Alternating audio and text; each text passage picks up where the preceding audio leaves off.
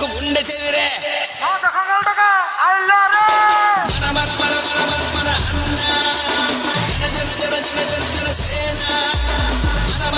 Hyper ఆది గారిని ముందుకు రావాల్సిందిగా కోరుతూ ఆహ్వానాన్ని తెలియజేస్తున్నాం. So please come forward. వారికి ఈ సందర్భంగా చిరు సత్కారాన్ని చేయడం జరుగుతోంది.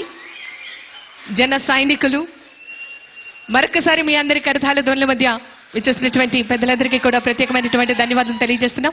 తదుపరి ఆర్కే నాయుడు గారు, వారికి సాదరంగా స్వాగతం తెలియజేస్తున్నాం. మందిని ఆహ్వానించాను. చాలా మంది గతంలో పిఠాపురంలో మన ఎలక్షన్ సమయంలో జనసేన విజయాన్ని కృషి చేసిన చాలామంది సినిమా ప్రముఖుల్లో చాలామందిని ఆహ్వానించి మొదటి రోజుగా హైపర్ ఆది గారిని, మాట బాగుంటుంది కదా, అందరూ కామెడీ హ్యూమర్ అనుకుంటారు, మాట చాలా విట్టు ఉంటుంది. అలాంటి హైపర్ ఆది గారు ఇక్కడ విచ్చేసినందుకు మనస్ఫూర్తిగా వారికి నా హృదయపూర్వక నమస్కారాలు, ధన్యవాదాలు. అలాగే సాగర్ జనసేన ఇన్ఛార్జ్, కరీంనగర్ ఇన్ఛార్జ్, ప్రత్యేకించి వాళ్ళందరినీ మనకి టీవీ మాధ్యమాల వారికి సీరియల్స్ ద్వారా వారు ఆర్కే నాయుడుగా మన ఈ మధ్య సినిమా కూడా చేశారు. ఆయన అసలు పేరు సాగర్ అయినప్పటికీ కూడా ఆయన వేసిన క్యారెక్టర్ ఆర్కే నాయుడుగానే ఆయన ప్రసిద్ధి చెందారు. మనస్ఫూర్తిగా వారికి ప్రత్యేకించి తెలంగాణ నుంచి మీరు మనస్ఫూర్తిగా ఇక్కడికి వచ్చినందుకు నా హృదయపూర్వక ధన్యవాదాలు.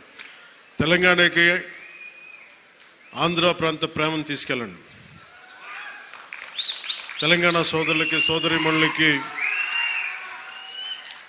మనస్ఫూర్తిగా గోదావరి జిల్లాలోకి వచ్చి మన ఆతిథ్యం స్వీకరించమని మనస్ఫూర్తిగా మీరు తెలియజేయండి. ఏదైనా కూలగొట్టేయడం చెడగొట్టేయడం చాలా తేలిక. ఒక పండగ చూస్తామంటే ఏం మాట్లాడాలనుకుంటామంటే, ఓ పిడికిడు గింజలు పండించడం చాలా కష్టమైన పని. అదే పిడికిడికి ఒక చేతికి వచ్చిన పంటని నేల రాసేయడం చాలా తేలిక. ఒక అలయన్స్ని నిర్మించడం చాలా కష్టం.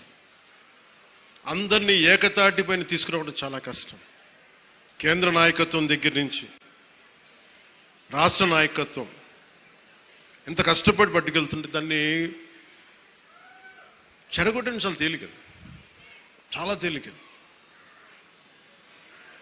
సంక్రాంతి మనం చెప్తుంది ఏంటంటే, ఒక చేతికి ఒక కష్టపడి సంవత్సరం ఒక 6 నెలలు కష్టపడి 4 నెలలు కష్టపడి పంట చేతికి వస్తే ఆనందం తాలూకు నిదర్శనమే సంక్రాంతి పండగ. మనకి ధాన్యం వచ్చింది, ధాన్యం అమ్మగా డబ్బులు వచ్చినాయి. ఈ రోజున మన హరిదాసులు కానీ ఇంతమంది జానపద కళాకారులకు కానీ మనం ఎందుకు ఇస్తాం ఇవన్నీ అంటే, మా దగ్గర అబండెన్స్ ఉంది, మాకు ఒక 10 బస్తాలు పంట ఉంటే మేము 2 బస్తాలు పంచుతామని చెప్పడానికి.